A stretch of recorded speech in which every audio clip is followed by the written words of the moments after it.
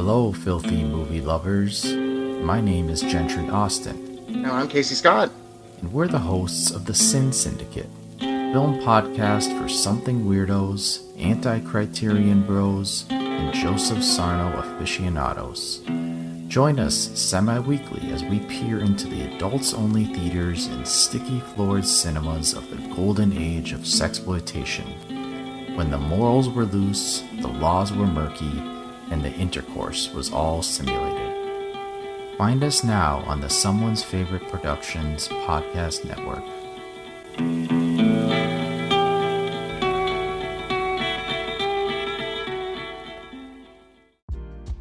Are you a film fan who loves the ultimate home video experience? Look no further than The Disconnected. Your host, Ryan Verrill, is your go-to source for the latest and most accurate information on home video releases, exclusive interviews with industry insiders and filmmakers, and has established a thriving community where every film and physical media enthusiast feels welcome. From hidden gems to blockbuster hits, The Disconnected brings you insider knowledge and a welcoming space to share your love of cinema. Watch every Thursday night at 9:30 Eastern, 6:30 Pacific for the live announcements show and follow The Disconnected on social media to stay updated. Subscribe to The Disconnected on YouTube or on the podcast provider of your choice and dive into a world where every movie night is an adventure.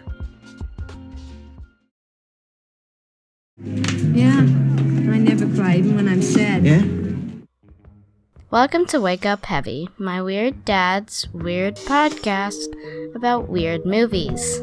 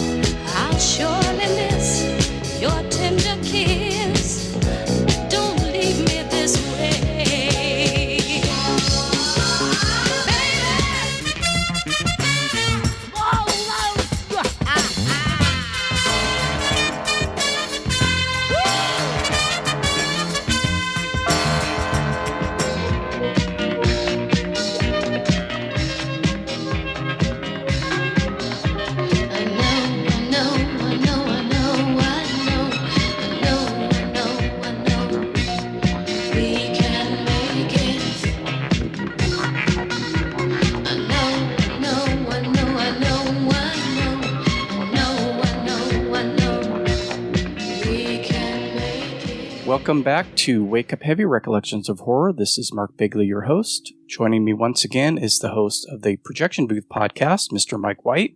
Thank you, Mark. Glad to be here. Also with us today is frequent guest host of the Projection Booth, making her first appearance on Wake Up Heavy, Ms. Samm Deighan. Hello. On this episode of Wake Up Heavy, we will be discussing the 1977 film Looking for Mr. Goodbar. Goodbar was written and directed by Richard Brooks, based on the 1975 novel by Judith Rossner, which is loosely based on the real life and death of Roseann Quinn. The film stars Diane Keaton as Theresa Dunn, a 20-something woman living in the big city who leads a quote-unquote double life. A devoted teacher of deaf students by day, Theresa frequents bars and discos at night, seeking out the company of men, if just for one night. Richard Gere and Tom Berenger in early roles play two of those men, also with Tuesday Weld and William Atherton. For only the second time in this show, I am issuing a content warning as the film portrays acts of sexual violence against women. We will be spoiling the film, so track it down if you can, and good luck with that. So, Sam, when was the first time you saw Looking for Mr. Goodbar, and what did you think? I saw it for the first time a couple years ago. It was something that had been on my list for quite a while, but as you sort of just pointed out, it can be very difficult to find. which is funny because I now have a copy of it on Laserdisc randomly. It's a film that really frustrates me because while there is a lot that I respect about it, and I do think it's a great film in a lot of ways, and I particularly love Diane Keaton's performances and really all of the actors, I don't find it very fun to watch, and I think some of that has to do with maybe the time period, and I definitely think this is, I'm sure, something we'll talk about as we go along. Something you pointed out in your description is this idea that she's leading a double life. And I feel like the film moralizes, even in a passive way, her behavior. And that's what I find so frustrating about it. It never would have occurred to me that she's supposed to be having this like secret identity, because to me, she's just like a lady trying to enjoy her life and not be constricted by all of these societal expectations, because of the way that that all plays out in the film. And of course, in Roseann's actual life, it's just really downbeat and depressing that she is unable to do that. And Mike, what about you? I saw this one a few years ago for the first time.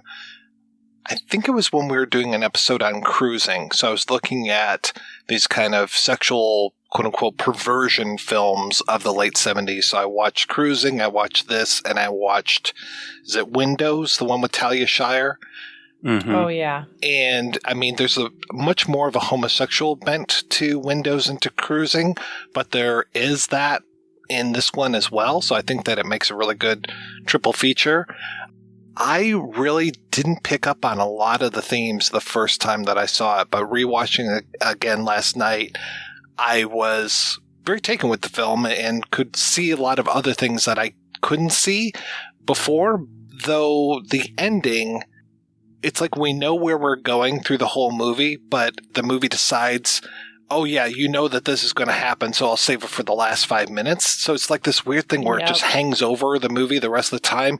Had they not had that ending, I think that this would have been a better movie. Totally agreed. And I think that's why I find it so frustrating to watch, is because there's that constant foreshadowing with the different knife sequences. Oh, yeah. It feels kind of heavy-handed in the way that it's like, okay, here's this woman who's basically given these two possibilities, which are symbolized by Richard Gere's character and by William Atherton's character, this sort of conventional path and then this sort of more criminal path. The woman is just trying to live her damn life. And I really wish that somebody could make a version of this where she gets to do that. And every time I watch it, like I said, I really respect it as a film, but find it so frustrating. The book opens with Gary's confession. And so you know from the get-go that this happens to this woman. It's hard to have that out of your mind as you're reading through the 200 and something pages of the book. You know exactly how it's going to end. And I really didn't like that they did that. I knew how it ended anyway, having already seen the movie, but really deflated the rest of the book for me. I might have seen this when I was young, in my teens. I believe it played a few times on TV. Could just be that it was in the air when I was younger. I remember the skit from Saturday Night Live with Gilda Radner and her Looking for Goodbar playset. You've read the book, you've seen the movie. Now, introducing the Looking for Mr. Goodbar Sleepy Time playset for single little girls. Yes, now your little girl can recreate the grim reality of Judith Rossner's bleak novel of hopelessness and despair right in her very own bedroom alone at night. Yay! And I could have sworn that there was a parody in either Mad or Cracked, but I couldn't find anything about that online. Of course, always wondering, why is she looking for these candy bars? That's all I could think of. A nuttier bar for nuttier times. Mr. Goodbar just got nuttier. Nuttier than what? They added more nuts. You call that nuts? Lots of nuts. Lots and lots of peanuts. Yep, that's nuts. And all those roasted peanuts are landing in Hershey's rich, delicious milk chocolate. America's favorite. A nuttier bob, a nuttier time. Mr. Goodbar. But I do feel like I saw it at some point growing up, either in my teens or later on when I worked at the video store. The only time I can say for sure that I watched it was at the end of 2019. I remember being really, really impressed throughout with the performances. Just the overall theme struck me, and I thought, well, this would be fascinating to talk about. And it lived in my head for about a year before I finally decided to do something about it. And then when I watched it this time, I think I felt the same kind of frustration that you guys are talking about, where it was really clear to me that everything that she did was being moralized in one way or another. We couldn't just have, this is a woman living her life the way she wants to live her life. Knowing that it's based on a true story and that this woman actually was murdered in much the way that it's represented in the film, there's still that thought of, if this is what you're going to do as a young woman, this is eventually what's going to happen to you. That is what makes it so frustrating for me. Is it's like layers of frustration, because I feel like it starts really with that. Is the film definitely, maybe in sort of a soft way, like it doesn't really beat you over the head with it, but the film sort of suggests this idea that, like, okay, how does she contribute to her own murder or her own destruction? And I feel like if you read descriptions of the film, it makes it seem like she's living this dangerous lifestyle and has this death wish. And at least for me, that's so different from the experience of actually watching most of the film, where it seems like she's somebody who just doesn't want to be controlled by men and doesn't want to be controlled by social expectations. So all of this marketing material and even other film critics writing about this idea that she lives a double life, just because she's a good teacher, does that mean she doesn't want to party and she doesn't enjoy having sex? Like, I really genuinely don't understand what the double life is. Like, she has a job and then she goes out and has fun. Like, why does that have to be so separate? They make several references to women's liberation throughout the film, which was interesting that they would do that. In a snarky way. Oh, very, very snarky. Almost to the point of like, oh, I don't want to, my hands are burning from your bra being on fire. And I'm just like, what? What is going on here?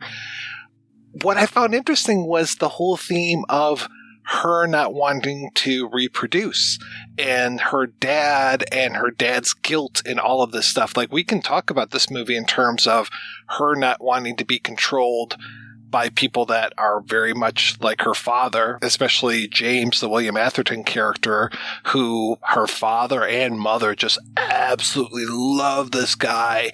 And that's like a huge check mark for her in the do not want column, even though he is a nice guy and he's, you know, he is he though? Well, at least he helps Amy get the hearing aid.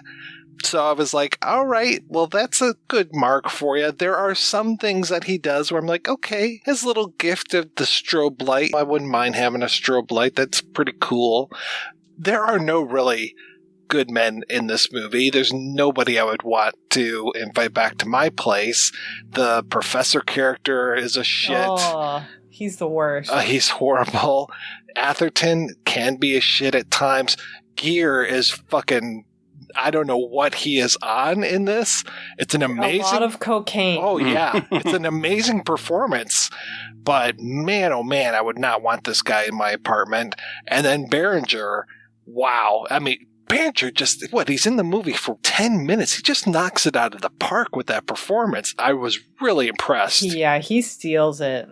Part of what I find so frustrating about this movie and why it makes me uncomfortable to watch, I think, is because I see a lot of myself in Theresa's character. Oh, yeah, she totally reminds me of you.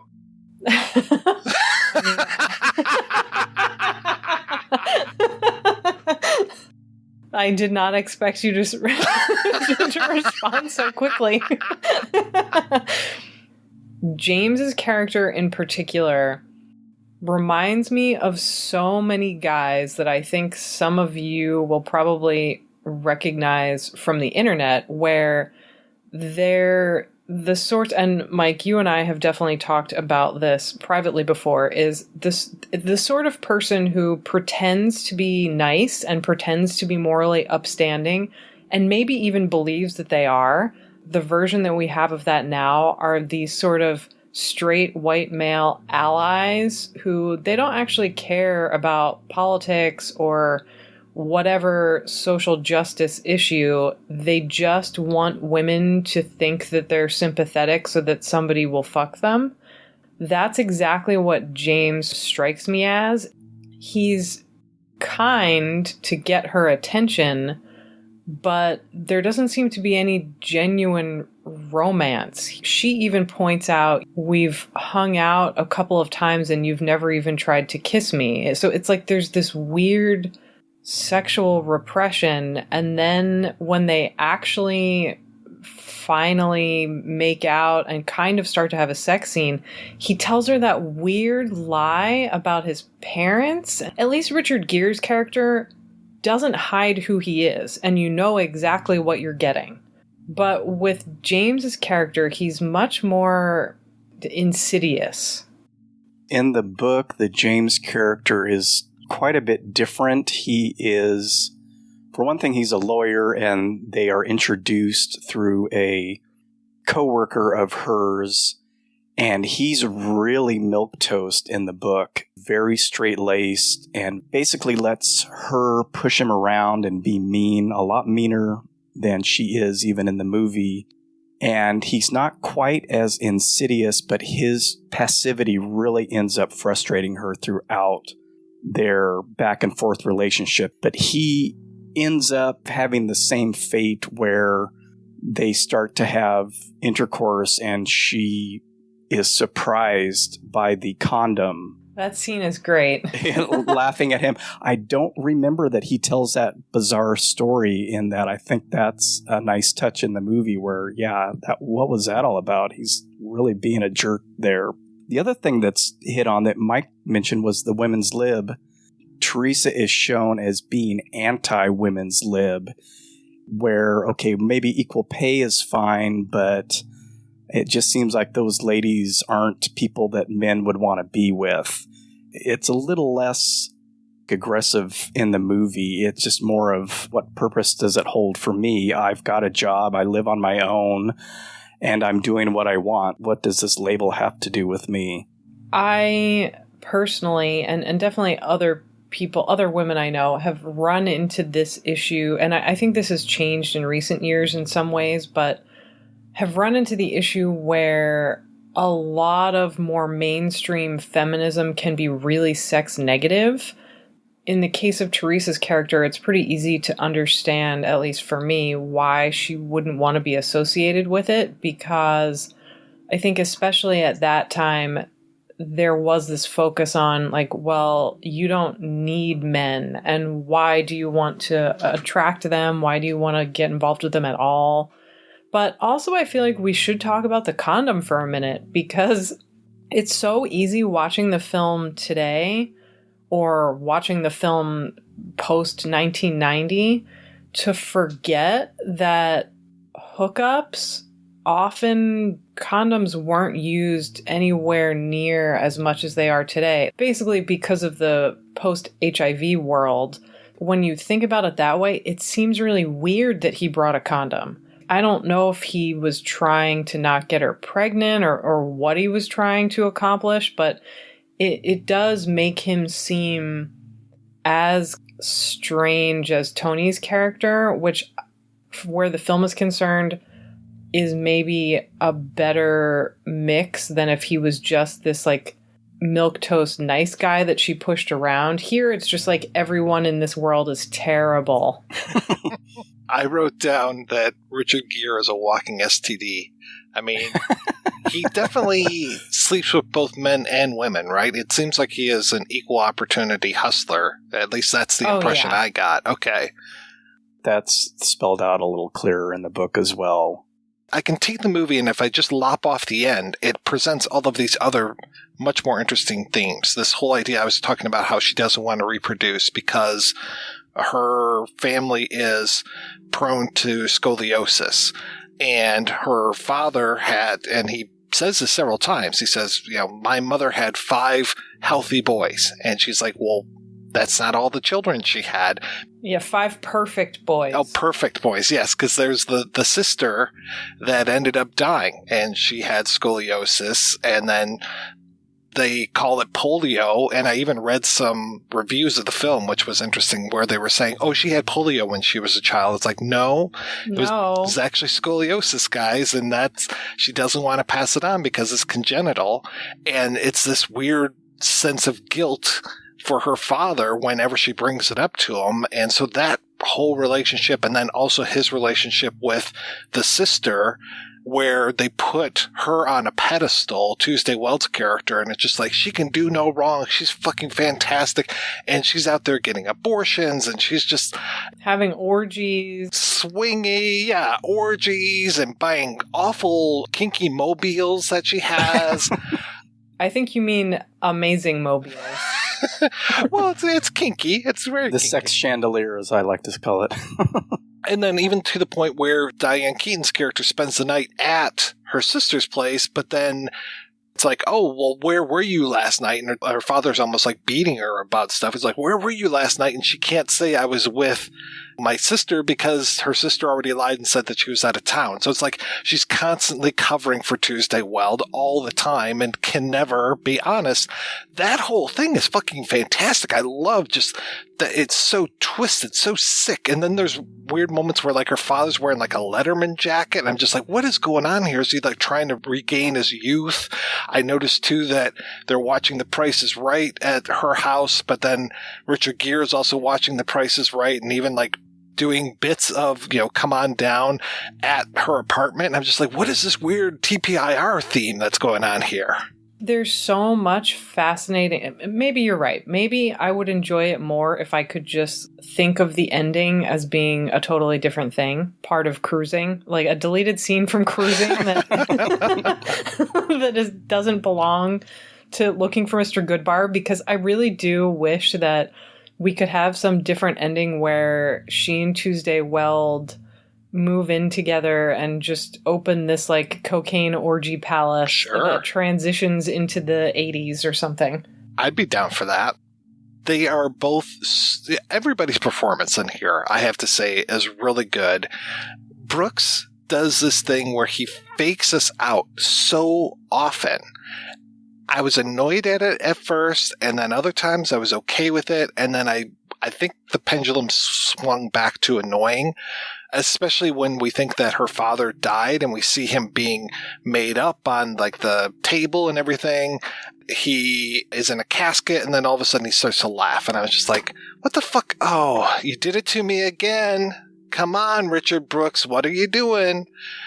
There are moments in the film where I was just like, wow, this is really interesting what he's doing here, especially the opening credits that are almost like this mini Chris Marker thing that's going on. And it was interesting that like her father is in amongst all of these pictures doing this montage, both montage of images and then montage of song. It's like this greatest hits collection that plays throughout the opening credits, which was just amazing. And talk about a fantastic soundtrack. I was so happy to hear some of these great disco songs, though I did notice that towards the end of the beginning credits, it was like this song and they really stuck on it and it wasn't that familiar. And I'm just like, oh, this has to be the sticker on the soundtrack album, like features the song, You Have to Leave by 4 a.m. theme from Mr. Goodbar. I love those opening credits so much, but the song montage is so weird. It is, I also feel like the use of songs throughout the movie, it's like there's so much great stuff in there. They're barely featured. It's like you hear like 20 seconds of each song and it's they're all mixed down really low. It's almost like, why would you pay for all of those music rights and not really use the music? True. That's why it's not available and probably won't be anytime soon. Totally. This is a case where you could remove them and just put in some library disco music and have pretty much the same effect. I think that was more of a marketing thing for the time. It doesn't add a whole lot to the movie for me. That opening montage is great. If the disco songs were generic or not big hits, I think I'd be totally fine with the movie that way. And I'm sure everybody else would be up in arms about where's the original music. It wouldn't bother me a bit. Well, you barely hear it. Yeah. That's why I think I wouldn't miss it. Going back to your thoughts on the fantasy versus reality, Mike, I had very much the same thought. I enjoyed it more the first time I fully watched it back in 2019, and this time it was really frustrating to be. I felt tricked a lot of the time. But it is interesting that we start that right from the beginning of the film, which opens with her on her way to class and her first fantasies with the professor. For me, it went with that whole separation of her lives that the film was trying to convey, that she didn't want her daytime and nighttime lives to intersect, and that was why she had that rule of men have to be gone by the morning, because that's when I start getting ready for work. So they really set up that double life with that idea, with the fantasies versus realities. It was just kind of strange, some of the fantasies, the whole ice skating. I love that one. I didn't understand. And when she sees herself as a sex worker on the street and gives herself a wink, again, is this moralizing? Are we supposed to think that the only way that a woman can be free sexually is if they're a sex worker? Are we doing the Madonna whore thing? The whole dad death scene was really off-putting this time around. The one that I find really strange but kind of fun is the hospital one, where she fantasizes that she steps out in front of the professor's car and gets taken to the hospital, and we get a little very brief appearance from Brian Dennehy. That was amazing. I was so happy. Good. Like, I heard his voice and I was like, that's Brian Dennehy. And then they're talking, and the parents are saying these Catholic stuff, and they wink at each other, and he leans down and kisses her bare breast. Yeah. I was like, this is so bizarre. Those fantasy sequences are some of my favorite parts of the film, and I wish that there were more of them, or that they were... I feel like they add this surreal quality that gives you a better idea of what her internal life is like, especially the ice skating one, which I think is all about this desire to feel special and to feel seen. I feel like the movie does give you a sense that she felt very plain and normal, and like she had these fantasies but didn't really know what to do with them. And I think the one area that it does a bad job with is the relationship with the professor. The way that starts, it's clear that she has had a sexual awakening, and she has all of this interest in exploring her sexuality. And there's that there's that great scene where they have sex for the first time, and she really is kind of getting into it, which I think is refreshing, because so often virginity loss scenes are shown to be this super traumatic thing, and like, it's not always like that. And so it was nice to have a scene where she's not like crying and in pain and gushing blood like it's a slasher movie, but her line of dialogue where she's like, "Oh, is it over already?" Yes. And his response is like, "Don't worry, I'll get you next time." It's like, there's a degree of realism there that I think is really refreshing. But what I think it does poorly is, at least my sense of that relationship is that that's sort of what made her want to be non-monogamous and not tied down and have these flings, is she had this relationship where she was in love, but the person just used her. And so she doesn't want to maybe experience that again. So she just goes out and has fun. Going back to the book, their relationship lasts her whole 4 years in college, and so it's presented as a little more of an even relationship than it is in the film. In the book, he's not as contentious with his wife. He really has no issues with his married life, with his family life. They have kids. They seem happy. He's just the typical college prof who has flings with the girls that work for him. For me, that set it up as moralizing again. Well, it's okay because he doesn't really like his wife all that much. That becomes problematic for me when so much of the onus is on her to be the better person. I don't know if I got that impression. At least their early relationship, he has these lines where he says that he's not going to leave his wife and he's happy with his wife. And like when she calls the house on New Year's Eve, he freaks out because he doesn't want anything to hurt or upset his wife. And it's only until later in the movie that he says, you know, it didn't work out and they got divorced. So I didn't really get that impression. Scene that you're referencing in the bar where he mentions that, and I was confused because I thought, is this another one of her fantasies? Right. It came right on the heels of another fantasy, and it just seemed like such an abbreviated scene. There's that moment, speaking of fantasies, there's that moment where she meets Richard Gere, and then you find out that that was a fantasy. It's like that weird cut to him leaving with another woman, even though he was basically going to leave with her in the fantasy. And then a few scenes later, they meet again, and she mentions like, oh yeah, you told me that, or I knew that already, or something. And it's like something from the fantasy, but then it's like, no, she probably overheard that, or like you could go back and rewatch and be like, no, she heard that someplace else. But I was thinking, okay, she's starting to confuse fantasy with reality here. This is kind of an interesting way to go as well. I wish that they had done more of that where the line starts to blur, but I didn't get the impression that her meeting Richard Gere was a fantasy. I thought that he was just all coked up and she laughed at him, so he turned around and went home with someone else. That's how I read it too, but I can see it going either way. And that would be kind of neat if the whole movie was like that, which scenes are real, and you get that information maybe from the other character. It is interesting that this was the same year that she was in Annie Hall, and Annie Hall basically has similar fantasy sequences, but they all revolve around Woody Allen. So like when he goes over to her parents' place for dinner the first time, and you get that shot, which I think they ripped off in Soul Man, of what her parents' perception of having a Jew over for dinner is like, and he's there with the curls on the side, and he's got the hat, and like they're playing like Yiddish music and stuff.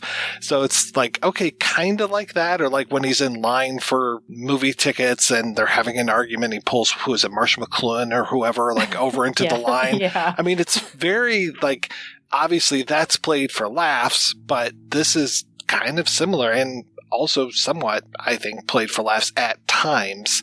Like you were saying, the ice skating fantasy. I also wanted to point out, too, that it is a weird world that she's living in this. What are we at? Like the first wave of feminism, maybe second wave of feminism happening?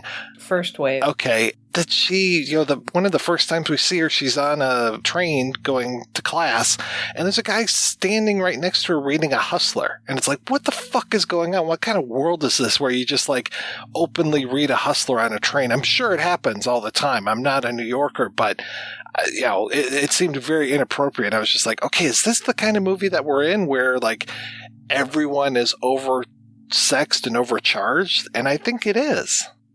You're telling me you've never read Hustler on public transportation? I know. Well, the thing is, we don't have that great of public transportation here in Detroit, or else I would just break out like Big Tit Milk, Playboy, all these, Nugget.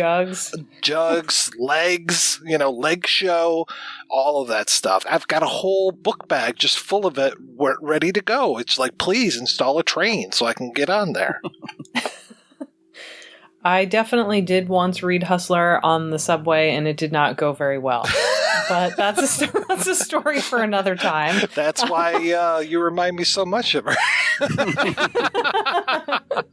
But one thing that I think is really confusing is where it's actually set. And I think maybe because of those Annie Hall associations and just the sort of Diane Keaton, Woody Allen crossover, I always assumed that it was set in New York, but I think it was shot in Chicago and actually set in San Francisco. Is that right? That's what I remember reading, and I was confused by that the first time I watched it, having not read the book yet, thinking, where is this? Because I recognized some of the San Francisco stuff.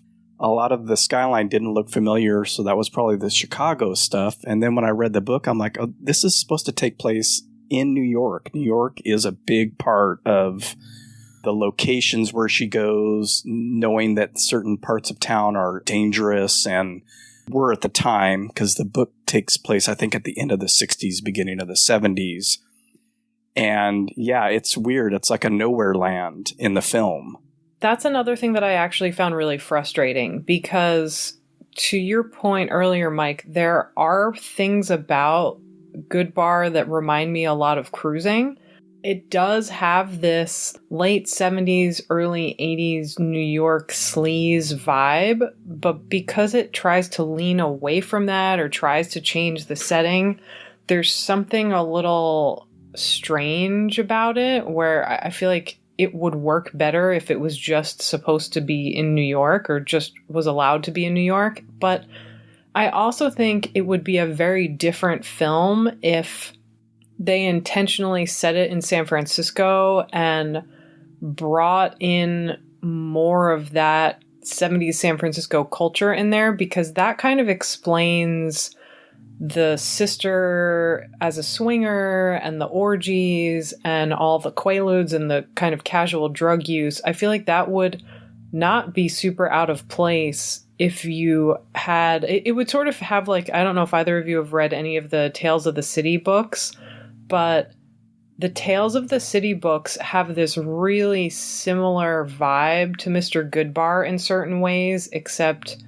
those, at least the first one, there's like kind of a crime story in there, but it basically is like a happy ending version of Mr. Goodbar, where this goody two-shoes moves to the big city into this like crazy apartment complex where she lives with a trans person and people who are openly gay, and she's sort of encouraged to go on dates and have sex if she wants to without being in a relationship. So I think there's some really interesting crossover.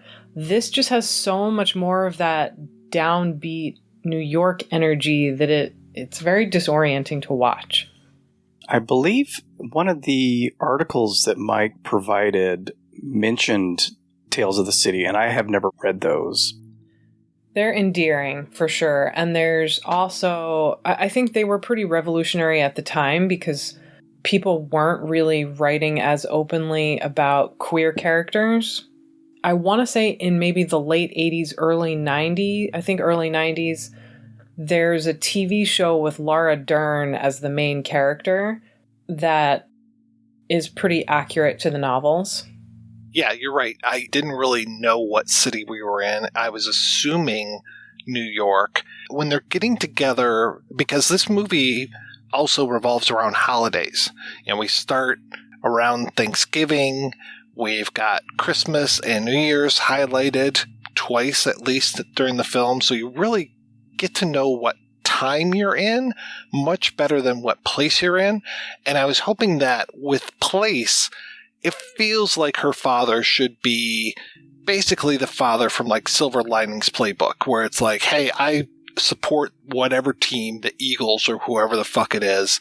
And just like that, he and Atherton might bond over that. Like, we never really see exactly why they bond, other than that they're a Catholic family and Atherton is Catholic as well and almost was a priest. He says something about because of my father, though who knows if he's lying or not, because then he tells that tremendous story about his father beating his mother.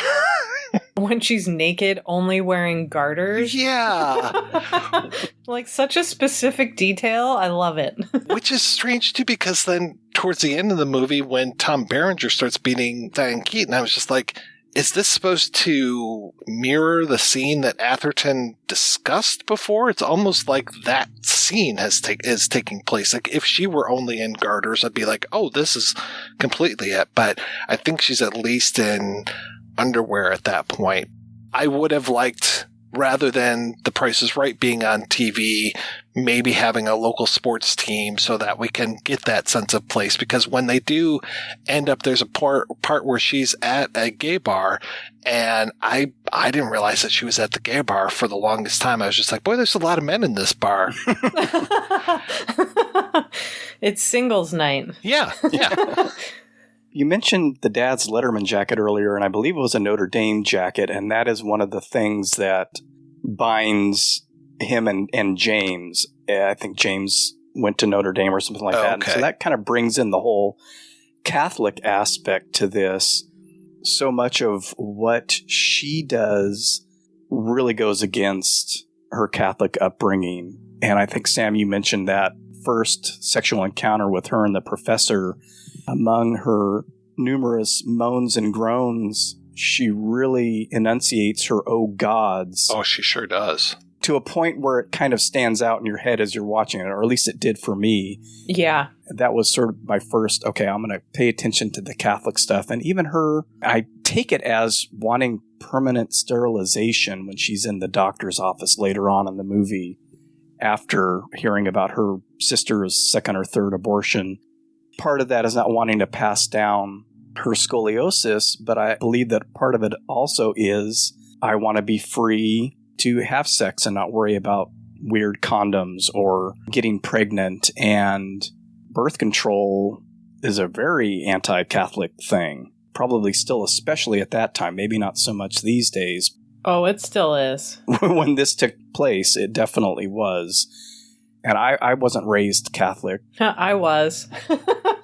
And you might be able to speak to this better, though, about a lot of what she is looking for in life goes against what her father has been hitting her over the head with. And in the car with James, she says, I hate, and she rattles off all the things that her dad and James seem to bond over. Oh, absolutely. And I think it's about more than just her dad. I think it's the whole way of life that she grew up with. And her dad is just kind of the strongest symbol of that. That's actually one of the things that I really like about the way that James is portrayed in the film is you barely see, to your point, you barely see why her parents are so immediately obsessed with him. And it gives off this feeling of, like, as long as he ticks these certain boxes, they'll automatically approve of him in a way that they would never approve of her. And that was definitely my experience with at least some of my family members, my, like, conservative Catholic family members growing up, where for me, because I was so different and so anti-Catholic, it was like if I happened to date someone who seemed normal, they were like, yes, this person is incredible. Maybe they'll rub off on you. And so it felt very familiar to me to have those scenes where all they have to do is hear that he's Catholic and hear that he went to Notre Dame, and automatically she should marry him. It doesn't matter what kind of person he really is or how he treats her, but just because he fits in that particular box, he gets a gold star. That is very older school Catholic thinking. Another thing I think is great is that scene where she goes and says that she wants to be sterilized, because having that done, even today, is extremely difficult. You can't just stroll into a doctor's office and say that you want a hysterectomy. They will give you a really hard time about it, which is horrible and unfair. You should be able to do whatever you want with your own body. I even know a couple of people who had a few kids and said, you know what, I'm done. I want my tubes tied. I, for a lot of different reasons, don't want to deal with this anymore. And got a lot of pushback from doctors on, well, what if you change your mind? And you only have 2 kids. That's not that many. And it's like, you know what? It's your own body. And the doctor, I think, can make medical recommendations, but I'm pretty sure it would be next to impossible for her to find a reputable doctor to perform that surgery without some major medical reason in the late 60s. Well, I really enjoyed that when he asks, "Can I ask why?" And she says no. Yeah. It's and I great. thought, boy, that was way ahead of its time. It's so great. That was nice. Just like you're saying, for back then, it would have been very difficult to do in the first. I don't remember those questions when I had a vasectomy. Yeah, I was going to say you don't remember those questions because you're a man. Mm-hmm. Right. Yeah. They may have asked, "Are you sure?" Because it's very difficult reverse and so painful I wouldn't even consider reversing it. So TMI, sorry, let's move on.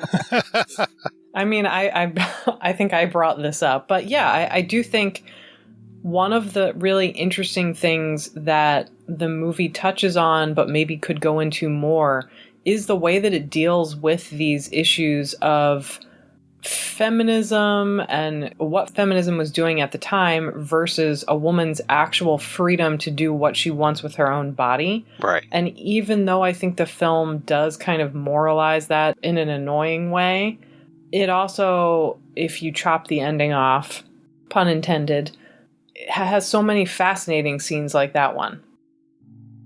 All right, we are going to take a quick break, and then we will be right back with the rest of our discussion on Looking for Mr. Goodbar. Promise moments forever. This night will fade to haunted memories.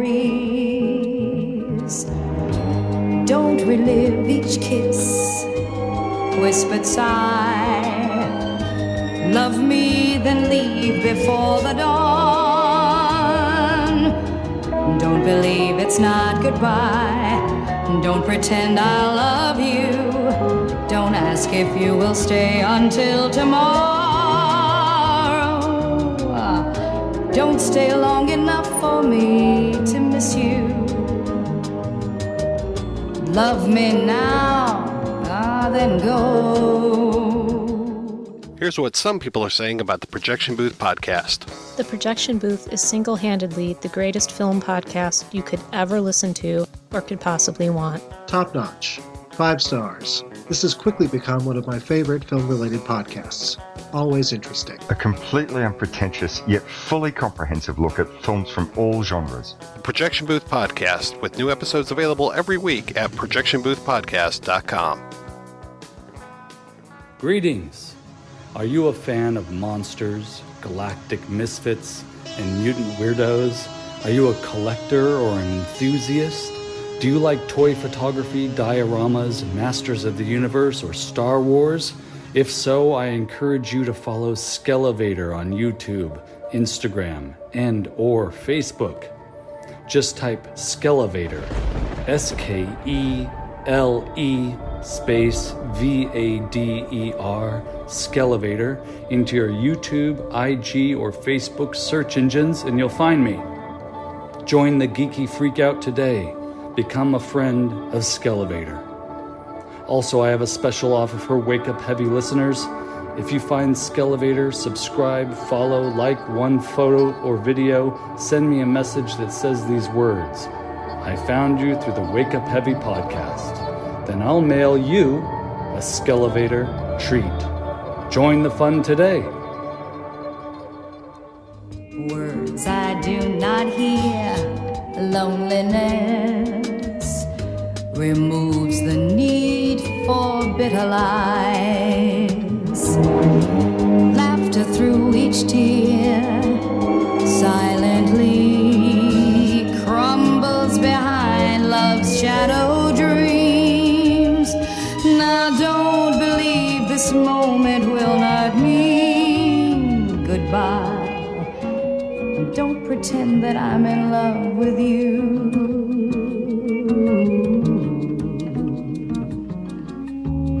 Don't ask to stay until tomorrow. Don't ask stay. Since we've discussed the ending already a number of times, does the ending, bearing in mind that this is what actually happened to Roseann Quinn, does it lend that idea of if you're a woman and you're gonna be sexually free, this is ultimately what's going to happen to you? Does the movie make that point? Because that's what it seems like contemporary reviews and even reviews nowadays lean on and give the film a problematic tinge. And I don't take it that way, because this ending, it could have been the first guy she met. It could have been Richard Gere. It could have been William Atherton. It could have been a stranger on the street. That danger is real for women. So does all the stuff that come before it get wrapped up into this cautionary tale? Is that the ultimate goal for the film? That's what I feel like I don't really have an answer to that, because sometimes it does feel like a cautionary tale. And I do think there are a lot of interesting, especially New York films, that show you this world where everything is seeped in violence. In those films, it feels like there's no particular moral. It's just like the universe is a terrible place and this movie is super nihilistic. But Mr. Goodbar, for some reason, doesn't feel that way to me. It feels like the movie is saying that because she has chosen this particular path, it's inevitable that something's going to happen to her. But it's also kind of frustrating because it suggests that even though her sister Catherine is doing a similar thing and is even more wild probably than Theresa, it seems like nothing bad's going to happen to Catherine. No. I don't know. I think the film doesn't necessarily have a specific moral agenda, but it winds up, I think, feeling kind of confused at times because of that, maybe? There are a lot of things in the movie that are confused to me. Even the idea of the title of the film, because we are not given, as far as I know, I looked very hard last night at all the bar names and the street signs that she's passing. And I think, and correct me if I'm wrong, Mark, but Goodbar, Mr. Goodbar is the name of the bar in the book, but I didn't see it in the movie at all. Yeah, there is a bar. That's where she meets Gary in the book, is at Mr. Goodbar. And I guess it just works here as a wink-wink play on words. You know, and it's interesting, too, that title just keeps getting reused. It's used in that sequel with George Siegel, R.I.P., Track Down Finding the Goodbar Killer, and that's based on the actual search for this guy. And then there was a book that came out a couple years after the original novel that was an In Cold Blood style narrative nonfiction. Oh, yeah. I think the gal used the Goodbar title again, and as far as I know, this is just a fabrication of Judith Rossner's. Which is so frustrating. Like, who the hell is Mr. Goodbar? Right. Give us a bar sign that says it. Right. Or have a line of dialogue where she's like, "Oh, I'm going to Mr. Goodbar. Do you want to come with me and get a drink?" Or something. Something, yeah. I did end up watching that. You recommended, Mark, the A Crime to Remember episode. What was it called? Last Night Stand, I think it was. Mm-hmm. Seems like they solved the whole crime. I always thought that this was an unsolved murder, but it's like, oh, yeah, no, it was this guy. I'm like, oh, okay. But it's a weird show. The way that the narrator speaks, I was just like, are you part of this story? If I watch another episode of this, will you be there again talking to me like you are the one narrating this other person's murder? And I don't know if that is supposed to be an actual person that lived in her building or not, if it's a fabrication. I've watched one or two other episodes of that, and I believe that it's not the same person, but it's a person that either witnessed the crime or knew something others didn't. But that's sort of the device they use as the narrator for those. And I don't know if you noticed this, Mike, but at the end of that, they showed a real picture of the murderer, And he bore a striking resemblance to Tom Berenger. He's so great in it, though. Although, I have to say, poppers don't make you kill people. And I feel like this movie makes it seem like he's drunk and stressed out and having a bad day and has all of these awful feelings about being gay. And it sort of makes it seem like he cracks open those poppers and sniffs them and then becomes violent. And like, that's not what poppers do. So that, I feel like as far as this movie's moralizing goes, that part is super annoying and inaccurate. It feels like you wouldn't do poppers when you're just playing pinball. Like, I thought you did that like right before you're ready to come. No. Okay. I know plenty of people who do poppers all the time. Really? In social situations. Yeah, it gives you this head rush feeling. I'm not sure how else to describe it. And it definitely relaxes your muscles, which I think is why sometimes people use them for sex. No, you can do poppers all the time, wherever you want. Well, that's good to know. But it doesn't make you kill people. It just makes you kind of spaced out and relaxed. From what I've heard, because I don't think I've done poppers before, but I have done a whippet, I think it was. Like, I had a friend who worked at Friendly's ice cream parlor, and they would just had a ball with those near empty whipped cream cans. And yeah, I took a hit of one of those. I was just like, holy shit, it like almost knocked me off my feet. It's the same sort of thing. Okay. And yeah, I didn't feel like killing anyone after that. In the introduction of his character, this is the first time we leave her point of view. I believe she's in every scene up to then. And then we have this weird split where he becomes the main character for about 5 minutes, and she is just wandering the streets until they both meet at the bar. That was maybe one of the more heavy-handed moralizing aspects of the film, was like, we have to show that this guy is volatile and he's real mad about being gay. This is, again, part of the book that's based in fact, and this guy, Gary Guest, I think was his name, really was living with an older homosexual man and was basically hustling him and had a wife and a kid in Florida. So a lot of it rings true to what really happened, but then you think, well, what was this necessary to show? Is this more the broken man, the other? Is this why he kills? And it's made more clear, I think, in the book that she says, like she does to James earlier, do you even like women? That's what sets him off. And here, or in the book, it's that she kicks him out, wants to kick him out. Her rule of, hey, don't sleep here, you need to leave. That's what sets him off in the book. It is in the movie, too. Is he, like, passes out and starts to fall asleep. And if she had just let him sleep, it probably would have been fine. But not that I'm trying to imply it's her fault, but... Right. Oh, it's entirely her fault. Yes. Well, she is a woman.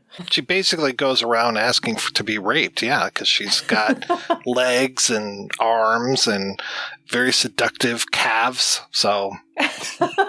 At least she doesn't have fat knees, am I right? She needs to either put on a burqa or get ready to be raped. Which is handled, jokes aside, I feel like the way that as much as I dislike the ending and feel like it's moralizing and out of place, I do think it's very well done. And the way that they use the strobe light, it's like, what's happening and you can tell that he's both attacking and then killing and raping her. But I don't think it feels gratuitous.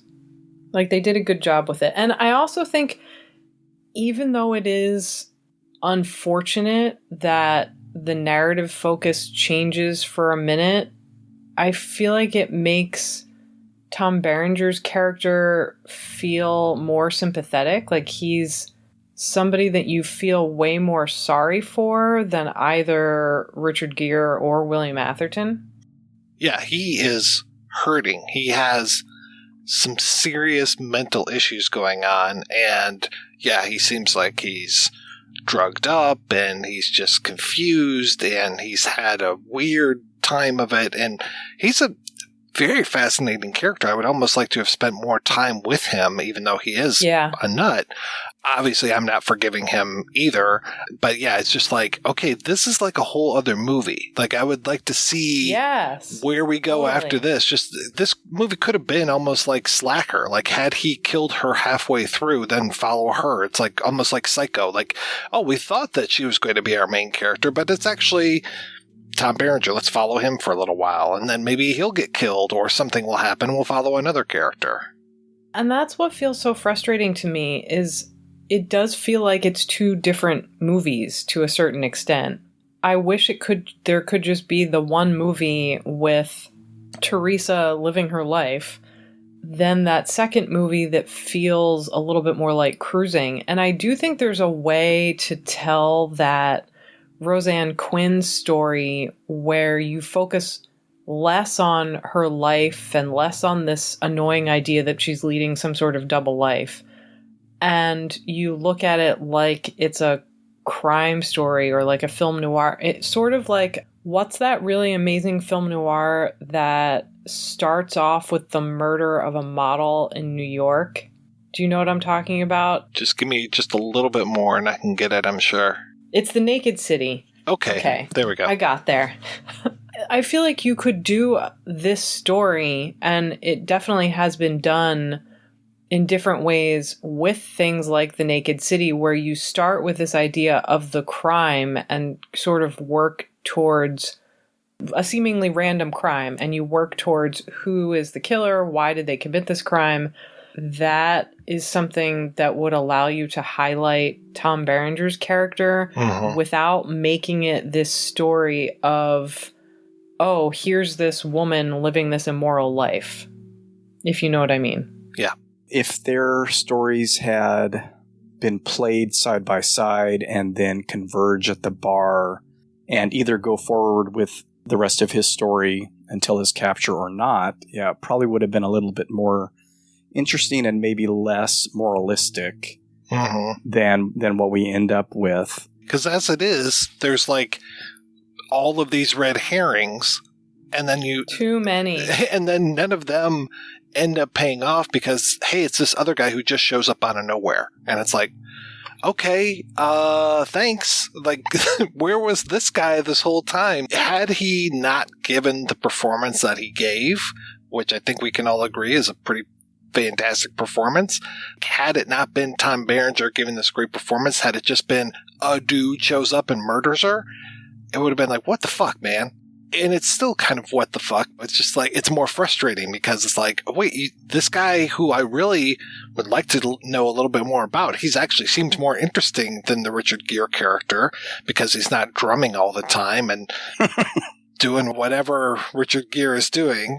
How can you want to miss out on the nearly naked, cocaine-fueled karate dance that he does in her apartment? It's quite a dance. With the weird glow-in-the-dark knife? Yes, yeah. Glow-in-the-dark knife. Oh, yeah, he's got a knife, and then you've got Tuesday Weld's date has a knife at one point. And that part actually scared me the first time I saw the movie. Yeah. Scared me even again last night when I watched it because it's been so long since I had. I was just like, whoa, what's going on here? Oh, okay, this is... the fake scare. This is for fun. Yes, the fake scare. They're dressing up for New Year's Eve, which I guess some people do. And they have like a whole almost like Mardi Gras thing going on at New Year's Eve. Okay, I've seen people dress up like this for Halloween, but never for New Year's Eve. He was basically like the killer in Torso. Yes. A lot of things going on in Looking for Mr. Goodbar. A lot of things. I mean, even the way that it's edited, I think he's doing it on purpose to keep us off guard. Like we talked about the fantasy sequences, but even if they just cut out all the fantasy sequences, it's still a very disjointed movie, just where it's like, here's a little bit of the scene, and we're not really going to show you the end of the scene. We're just going to move on to the next thing. Not that I'm really complaining about that. It kept me on my toes the whole time, but it is not a movie that you can just kick back and let flow over you because scenes kind of pick up in the middle and they end before they end. That was one of the things I remember really enjoying the first time watching it, and seeing what the edits were this second time, where we have that, again, idea of daytime life and nighttime, the quote-unquote double life that she's leading, and where a scene at night will jump to her in class the next day. Right. And don't get the end of the night scene. Mike, you mentioned that she calls the professor and he flips out. It's split between them meeting up in the car, or her calling, I'm sorry, and then him yelling at her about it in his office. Right. We've completely switched locations at that point. The movie that I always think about with abrupt scene changes like that is The Exorcist. Something happens with Reagan, and as soon as it's shown, it's like, that's it. We don't get anybody's reaction to it afterwards. We don't get a letdown. It's just, okay, here's the next thing. Now she's at school with her deaf children, and here it just makes me think of, she's trying so hard to keep these lives of hers separate, but the movie is combining everything. There isn't a separate life. This is all her. What she does in the evening and what she does during the day are coming from the same person. There's the moralizing throughout the film, and then we get this where it almost seems like they're saying, no, this is the same person's life, and you can have both of these things happening in your life. And that's what I wish there was more of. This idea that I think that's part of what makes it so frustrating for me, is like, I don't think it's just coming from the real life story or from the book or from Richard Brooks and his directorial choices. I think there's just this weird kind of tension between those scenes where she asserts her personality, and when you just focus on Diane Keaton, I think a lot of the time there's this great sense that she can be a kind person who is a really great teacher and loves her job, and she's really responsible. But at the same time, there's also nothing wrong with her wanting to party and occasionally do drugs and have a lot of sex. That's when I like the film the most, is when it can convey that. But then it's like it sort of morphs into this other territory that is so much more frustrating. Though it is a real violation of trust and a violation of the world, I suppose, when Richard Gere shows up at her school. And it's like, no, like she is trying to compartmentalize all of this stuff. And so when he shows up at her school, and I want to say that Atherton might show up at the school as well, or at least he shows up. He does, and he signs his name. He introduces himself to the kids. That's right. And he also will just, like, the first time we see him with her parents, it's almost like he just shows up, which is really strange. So he violates both of those worlds. But yeah, when Gere shows up and he's just like, oh, hey, it's a teacher that likes to go out and get high, and I'm going to blackmail the world. I'm just like, oh, okay. Thank goodness LeVar Burton's there to kick your ass. Yeah, that part is awesome. Good for you, Jordy. Yeah, I'm so happy to see him. That's less about her trying to keep her two worlds separate and more about, here's this guy I don't want an actual relationship with, and he's also on drugs all the time and can be kind of violent. So I think that's why she doesn't want him to show up at her apartment or at the school. And it's like anybody who's made a poor choice of one night stands and then the person won't go away. I don't necessarily think it's about wanting to keep your lives separate. It's more like, okay, can you not be a stalker? Well, there's even a scene, I think, of Atherton when he's in the shadows and watches her leave. And I'm just like, boy, that's really stalkerish as well. It's like none of these guys are any good. Everybody is just a shit to her. I don't think there's, other than maybe like her deaf students, there's nobody that is nice to her in this. Her sister's nice to her. Her sister's nice to her, though. Her sister's a little bit of a user, and the whole thing of like that, her sister won't really defend her. And oh, yeah. I mean, I don't necessarily believe her when she's like, oh, you're my Rock of Gibraltar. Oh, and I'm just like, yeah, you're kind of just using her. I didn't mind Tuesday well, but I felt like she was not necessarily on Diane Keaton's side. Which is why it's so interesting that the film positions Theresa as basically being the only nice person in the whole movie. Also, before we forget to mention him, and, you know, he's not necessarily a nice person, but I love that Julius Harris shows up as the drug dealer. That was great. I was so glad. And then there's that weird line about, like, I'm looking for Jesus, and they're like, Jesus is dead, baby. And I was like, okay, more of that Catholicism stuff. But yeah, that was nice. I mean, hell, if I don't really do coke, but if I had a chance to meet Julius Harris, I would definitely do coke for that. To note the differences between this and the book, the only thing that she does as far as drugs that I recall is pot. And I believe she does that mainly with her sister and friends. Is this an aspect of the moralizing of the film, having her buy coke and do coke? But you mentioned, Mike, the James character stalking her, and I think there's like 3 or 4 instances where he is parked outside either her apartment. I mean, I think he sees her go out that New Year's Eve, I want to say, or maybe they were already done by then. But the other big no-no for me is that he is at the hospital. Yes. He shows up at the hospital when her dad is in there, and I'd be like, dude, what are you doing? You're not family. Yes, but I definitely know of situations where someone's partner was close with the family, and so when there was some kind of accident or issue or medical emergency, the family called the partner and was like, here's what's happening.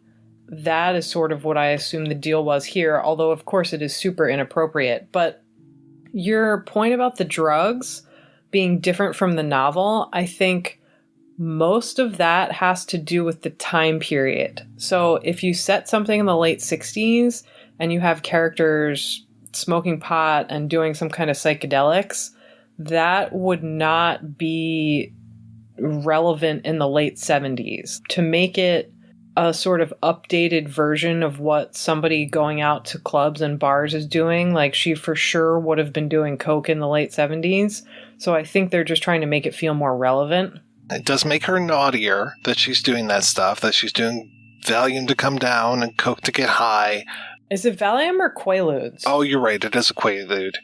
I thought that was, to your point, much more of an updating as far as like, hey, this is the drug of choice. You know, 1980 is just around the corner. So this is a good drug to have in her system right now.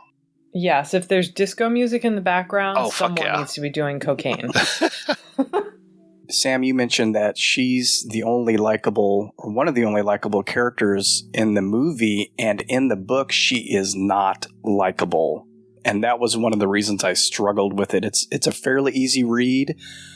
She is not presented as a likable person. She is backhanded with a lot of people. She's meaner to James even than presented in the film. She has a hard time making friendships with women.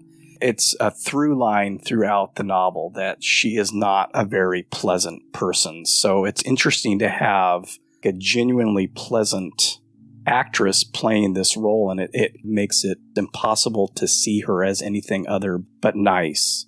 Which I think is a great choice to make.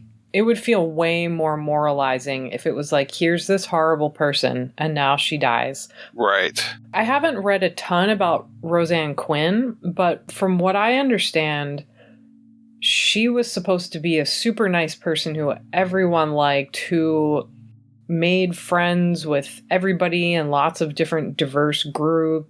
I feel like maybe the movie is more in tune with that than the book.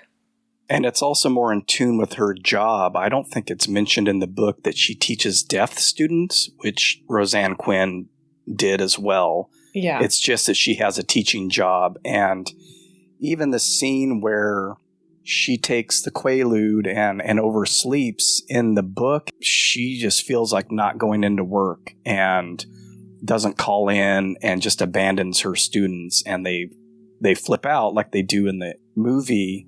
but it's more of a conscious choice of hers to do that. She does feel bad, but most of what's presented in the book doesn't give that personal touch that she has in the film with her student. I mean, she seems like a really genuine, caring teacher in those scenes, and you cannot help but like her. Oh, definitely. And I'm so grateful that that's included because it makes her feel like so much more of a real person. And I have to say, I'm glad that I didn't read the book because that would probably just make me way angrier.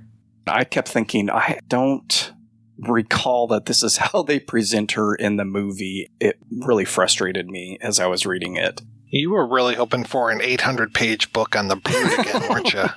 Yeah. If it had been an 800-page book about the character that Rossner created, I would have stopped after 200 pages at least. I want to read a book about Mr. Goodbar.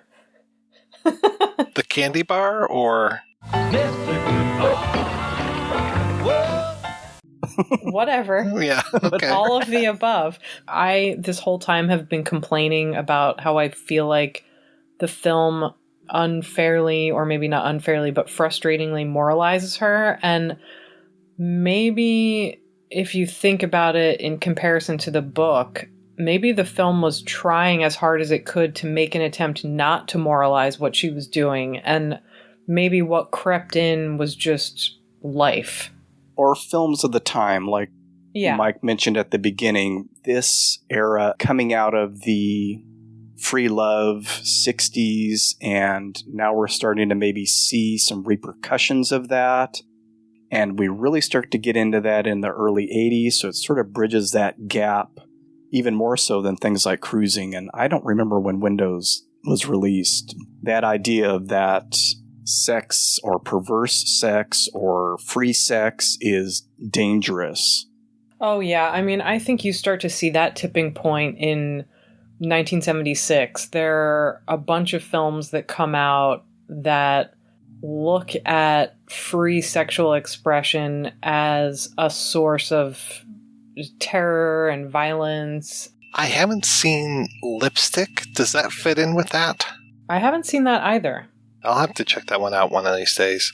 But yeah, I think Windows was 1980, so right before... And I think Cruising is 81. Is that right? Yeah, I think you're right. I looked for Lipstick because I went back and listened to your Cruising episode last week, because I know that you had mentioned that that was why you had all the stuff for Looking for Mr. Goodbar. Couldn't find it, but read the synopsis and read a little bit of whatever was on Wikipedia. And it sounds like more of a rape revenge tale than Sex is Dangerous. Sex is Dangerous, but in a different way. Sex is dangerous, I guess, if you're a woman living... Period. At any time during the last... Exactly. millennium. 2 millenniums. Oh, jeez. Yep. That's a cheerful thought. Mm-hmm. Yeah. This movie was one of those where I had heard the title. I think I saw the book by like the checkout at F&M or something, but definitely like Looking for Mr. Goodbar was a punchline in so many things when I was growing up that it was one of those like, what are you talking about? I heard it so often where I was just like, what is this thing that they keep referring to? And then finally heard that, oh, it was a movie and a book, and heard what it was about. And I was just like, but people treat it like a joke. This sounds really serious. And then, yeah, it was a sick joke. So I posted on Twitter that I was going to be talking about this soon. And one of the guys, I think that follows you and I, Mike, and might follow Samm as well. He's a fan of your show, Jack Media Slave, he goes by. Oh, okay, yeah, right. Yeah, he's really sweet. He popped in and said, I was just watching this season 3 episode of Spencer for Hire. What's a nice girl like you doing in a place like this? Looking for Mr. Goodbar. Wow. It was in the air back then. You know, I'm a little bit older than you, Mike, and I won't get into how old you are, Samm, but I remember hearing about it too, just constantly, and that's why I have false memories of there being a mad or cracked parody about it. I mean, it seems to make sense where you'd have this woman going around and then finally finding the candy bar, right? So that's, I always associated it with the candy bar. And then you find out it's, this serious tale about this woman getting murdered and the quote-unquote double life. And speaking of the double life, just to go back to that real fast before we wrap up here, what do you call that when it's a guy? A normal life. You call it a normal life. That's why it enrages me so much. And I'm not shouting at you. I'm shouting at the universe. I'm shouting at the clouds like the angry old man that I am. I feel like you still see this now. And I know this isn't super current anymore, but even on shows like Sex and the City, where you have a character, one of the characters who, at least in the first couple seasons, basically says, I don't do relationships. I just want to have one night stands. Even though she is a major character, she's slut-shamed in every episode. Good Lord, yeah. To me, it's like, that's what this is. Like, it's not a double life. She's just trying to have the normal life of her own choosing. And you're so right that if it was a male character, unless there was something involved where it was like, Richard Gere's character and they showed how he hustles people to make a living, it would just be a normal life. Mm-hmm. Enraging. Yeah, when I think of men with a double life, they're usually a spy or something. Right. Or like they have two families or something crazy shit. Mm-hmm. Which I will never understand as long as I live. Having one is hard enough. I don't know. Who has time? I don't know, right? What the appeal is about that. I want to thank my co-hosts for being on this show. Mike, what's happening in April at the projection booth? Oh, April's an interesting month. We are doing half the month is war films. So we're talking about Kelly's Heroes, which Samm is on. Also talking about Under the Flag of the Rising Sun, a amazing film by Kinji Fukasaku. And also talking about 2 John Carpenter films. We're going to be discussing his love of anti-heroes, I guess. So Assault on Precinct 13 and Escape from New York. Really looking forward to talking about all those movies this month. And Samm, what is happening in your world? I always am sad when people ask me this question because I have goldfish brain and can't remember what it is that I am allowed to announce and what I'm not as far as film commentaries go. The one thing I can talk about, speaking of war films, is I wrote a book called The Legacy of World War II in European Art House Cinema, and that should be out later this spring from McFarlane Books, and you can find it on their site now for pre-order. And how's that Rabid book coming? Slowly, but surely. Awesome. Well, I will be getting that for sure. You have one sale at least. Thank you. It's one of those things where I tend to always work on multiple books at once, and whatever I'm kind of inspired to work on at the moment, I'll usually churn out a few chapters. And I think with that one, I just love Cronenberg so much that I keep overthinking it and rewriting things. Easy to do, to not want the project to end. Exactly. Well, thank you both again for being on the show, and thanks to everyone for listening. For more information about this episode and previous episodes of Wake Up Heavy, please visit wakeupheavy.com. The show is available on most major podcast platforms. And don't forget, anything can happen when you wake up heavy.